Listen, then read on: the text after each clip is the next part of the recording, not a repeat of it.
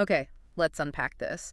Have you ever been part of a team where, I don't know, everyone was brilliant, truly packed with individual talent, but something just wasn't quite clicking? Oh, absolutely. That Yeah. feeling is surprisingly common. You know, the feeling impressive, resumes all around, yet the synergy, that kind of magic ingredient, it just wasn't there. Right. It's a common challenge, isn't it? We often fall into the trap of just stacking talent and, well, hoping for the best. We do.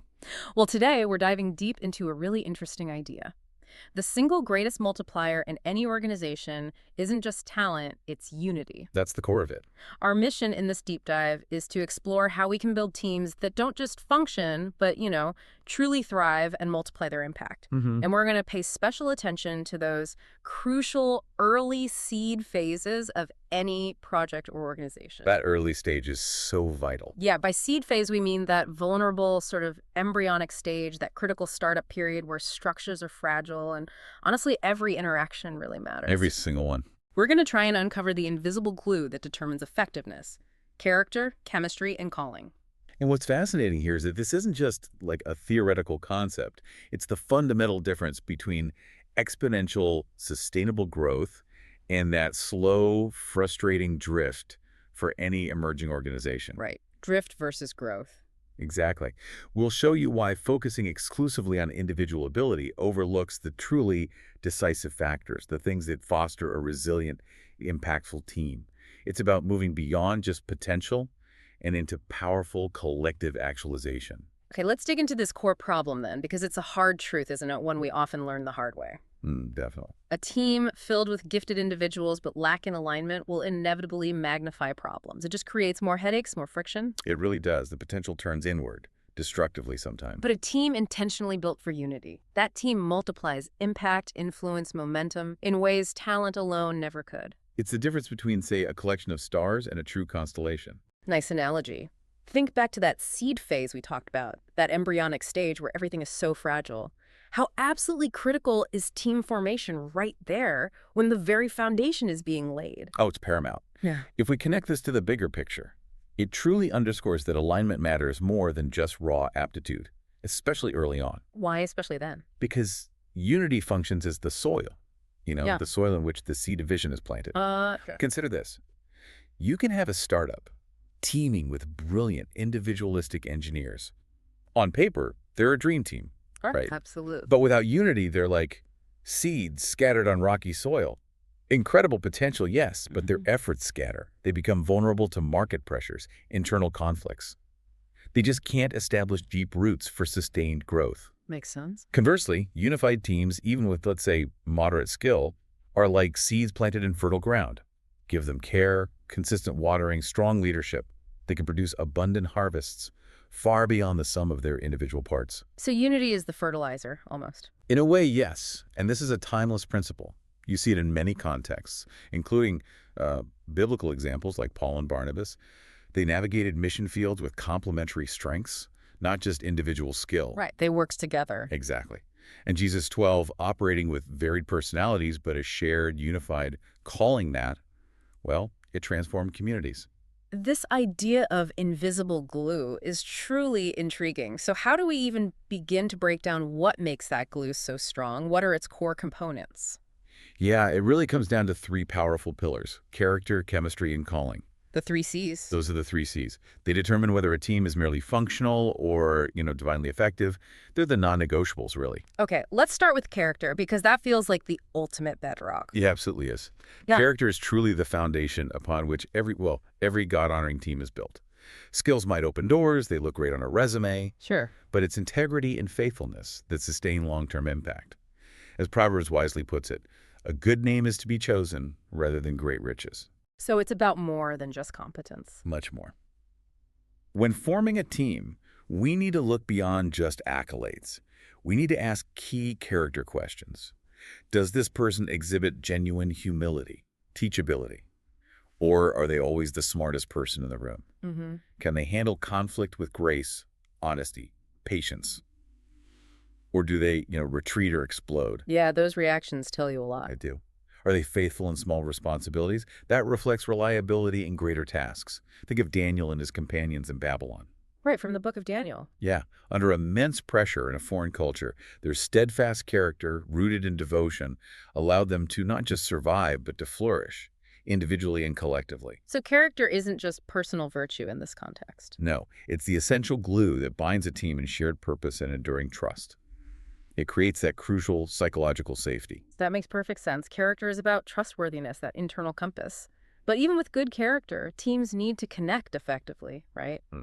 That's where chemistry comes in. It's that invisible web, maybe, that binds people together, allowing them to truly collaborate. Exactly. And chemistry isn't about everyone always liking each other or avoiding conflict altogether. Okay, that's important. Yeah, it's about fostering an environment where differences actually complement rather than compete. It enables cooperation, empathy, synergy. So how does that work? It encompasses emotional intelligence, effective communication, and a shared rhythm, a way of working together. The early church gives us a great illustration in Acts chapter 6. What happened there? Well, tension arose over resource distribution among different groups. So the leaders wisely selected individuals full of the spirit and wisdom to resolve the issue. Ah, they looked for specific qualities beyond just task management. Precisely. It shows how carefully considering personalities, spiritual maturity, relational aptitude that helps maintain unity even under pressure. I can see how crucial chemistry is. But isn't there a risk that focusing too much on chemistry could lead to, I don't know, groupthink? No. Or even an aversion to necessary constructive conflict? That's a vital distinction to make. A very good point. How do you ensure it fosters healthy debate rather than just placid agreement? True chemistry isn't about avoiding conflict. It's about having the relational capital to navigate conflict productively. Okay, navigate it. Yeah. It's about knowing how to disagree respectfully, to challenge ideas without attacking people, and crucially, to support each other even when you've taken different stances. It's a team's ability to resolve conflict, support one another, and pursue that common vision that ultimately determines whether a project thrives or flounders, not just a lack of tension. Understood. So we've got the foundation of character, the connective tissue of chemistry. Huh? What then is the ultimate driving force, the sort of North Star? That would be calling. Hmm. I like to think of this as the divine compass that aligns all the team efforts with a transcendent mission. A purpose beyond the task list. Exactly. It gives everyone a sense of purpose beyond the day-to-day, a reason why they show up that's bigger than themselves, bigger even than the organization. So when a team truly shares a vision rooted in calling, it becomes something more than just a group of individuals doing tasks. Precisely. It becomes, you could say, a living instrument of kingdom multiplication. Romans 12 beautifully compares believers to parts of a body, Yeah, I know that passage. each with a unique role but united in purpose. Paul's partnerships illustrate this perfectly. His collaborations with Barnabas, Silas, Timothy, others. Right. They were effective not because they all had identical gifts or personalities, far from it, No. but because each person's unique calling intersected with that overarching mission of spreading the gospel. So alignment of calling is key. It is.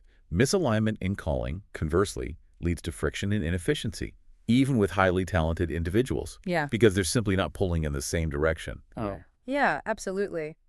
So what does this all mean for us now? How do these ancient wisdoms, these principles, apply in today's complex world of diverse teams? Because modern teams, let's face it, they span generations, cultures, incredibly diverse work styles. That's a lot of different perspectives to bring into alignment. It's true that modern teams are diverse, maybe more than ever. But the Bible actually offers incredible models for navigating this very complexity. Think of it as a playbook for unity and diversity. Okay. It's full of examples. Could you highlight maybe a couple of different ways these ancient teams actually achieved that unity amidst all that variety? Absolutely. Take Moses and the 70 elders back in Numbers 11. Their unity wasn't based on being the same. It came from shared dependence on God, despite their diverse abilities. It shows the power of collective submission to a higher purpose. Okay. Dependence on God. Or consider Nehemiah and the wall builders in Nehemiah chapter 3. That's just a masterclass in unity through intentional division of labor. Right. Everyone had their section. Exactly. Clear roles, accountability, and a powerful shared vision, not uniformity. Each family, each group had a specific section of the wall to build, but all shared that singular, burning vision of restoring the city. That unified them. And what about Jesus and the disciples? That was a pretty diverse group. Incredibly diverse. You see unity forged through shared purpose and a common bond there too in Mark 3.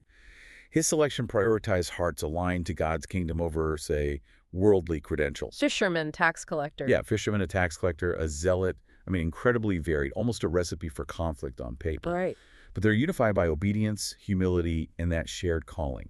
Their later successes were rooted in this foundational unity, not just pre-existing skill. That's powerful. And even Paul and his missionary teams, as we see in Acts, they navigated conflict. For instance, his sharp disagreement with Barnabas over John Mark. Yeah, that's a famous one. It is, but it wasn't necessarily a failure or a sign of terminal disunity. It actually became a catalyst for multiplication. It led to 2 missions instead of 1. And ultimately, there was restoration, as Paul later wrote to Timothy, that Mark was useful to him for ministry. Ah, okay. So effective teams navigate tension with grace, sometimes converting potential division into strategic growth. It's incredible how those timeless examples still speak so powerfully to our current challenges, especially when we consider the impact of, generational shifts and cultural nuances on team dynamics. Definitely. It's not just about what you believe, but how your background shapes how you interact, how you see the world. Indeed. And we need to view diversity as a kingdom reality, just as we see in Acts 2 at Pentecost.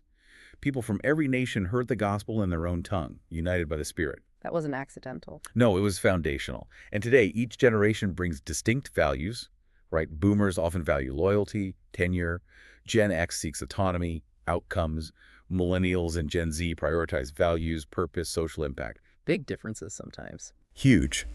But understanding these lenses helps.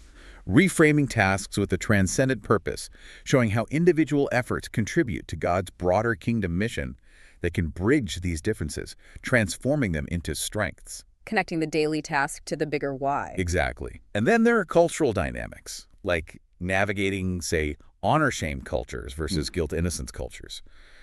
The goal isn't to erase identity. No. It's to forge a third culture, a shared team ethos that honors diversity while establishing common ground. A team culture. A unique team culture. And Jesus and Paul were master cross-cultural leaders, weren't they? They modeled profound sensitivity. Think of Jesus with the Samaritan woman, or Paul becoming all things to all people. Yeah, meeting people where they are. They understood the power of meeting people where they are while still leading them towards a shared, unifying vision. All right, so how do we actually do this? We've unpacked the what and the why, which is fascinating, but now it's about the how. How do we move from this blueprint to truly building flourishing teams in practice? Good question. Where the rubber meets the road. Let's start right at the very beginning of team formation, how we bring people into our sphere, recruitment. Okay. It begins, I think, with shifting our mindset towards recruitment. Auditions over interviews. Auditions over interviews. Tell me more. We need to move beyond just relying on traditional HR metrics like resumes and degrees. Yeah. They only tell part of the story, often the polished part. Right. The sources emphasize the 3 H's: humble, hungry, smart, for building effective teams. Humble, hungry, smart. Humble individuals, as Jesus teaches, are teachable, they celebrate others, they place the team's needs above their own ego. That's huge. Essential. Hungry people, as Paul encourages in Romans, are passionate, diligent, self-motivated. They're always looking for more to learn and contribute. Driven. And smart here refers less to IQ and more to emotional and relational intelligence, that wisdom Solomon talks about, which is absolutely essential for team cohesion and navigating interpersonal dynamics. So it's not just about intellectual horsepower, but emotional and relational intelligence too. And how does the audition part factor in? The audition. The power of an audition, maybe a short-term, real-world project, is that it allows you to observe work ethic, response to feedback, relational chemistry, and practice. In a real situation. Yeah, in a relatively low-stakes environment. It mirrors, in a way, God's own method of calling and testing. His servants observing their character and actions in real scenarios, not just on paper. So you see how they actually operate within a team context. Exactly. How do they handle a deadline? How do they take constructive criticism? How do they interact when things don't go perfectly? That makes so much sense. Okay, so you bring someone in, maybe through an audition, then what? In secular settings, we often rely heavily on contracts for clarity, boundaries. Contracts are standard. But kingdom work, as you've highlighted, seems to call for something deeper. So how do we approach clarifying roles, covenants over contracts? This is a crucial distinction, and it really goes to the heart of purpose and identity within the team. Okay. Contracts tend to define tasks. Covenants define identity and shared commitment. Identity and commitment. Interesting. Yeah. A contract might list duties and deliverables, which is fine, but a covenant connects those roles to a shared kingdom mission. It fosters a sense of profound ownership. Can you give an example? Sure.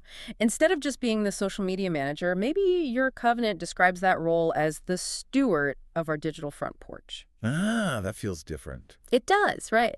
It invites creativity, responsibility, a sense of purpose, far beyond just a job description. This reframing prevents silos. It encourages individuals to see their role as a sacred responsibility. Not just a list of tasks. No. And the early church in Acts 2, or Jesus with the 12, these are powerful examples of this kind of covenantal stewardship. Roles weren't just about tasks, but about shared identity and mutual commitment to a higher purpose. And to really solidify all this, we probably need some actionable tools for team flourishing. First, you mentioned the team covenant. This sounds like a living, communal document for values, rhythms, conflict resolution, something that keeps everyone on the same page, literally and figuratively. It absolutely is, and it can be transformative when done well. A team covenant should detail your team's shared identity and mission. That's your collective calling, clarifying why you exist together. Okay, the why. Then it defines core virtues. That's your shared character. Things like humility, service, integrity, grace, perseverance, agreed upon by everyone. The who we are. Exactly. It establishes sacred rhythms, fostering chemistry through agreed-upon practices like weekly meetings, prayer, shared meals, maybe designated rest times, the how we interact. Rhythms, yeah. And crucially, it sets clear rules of engagement for conflict resolution, maybe drawing on principles like Matthew 18.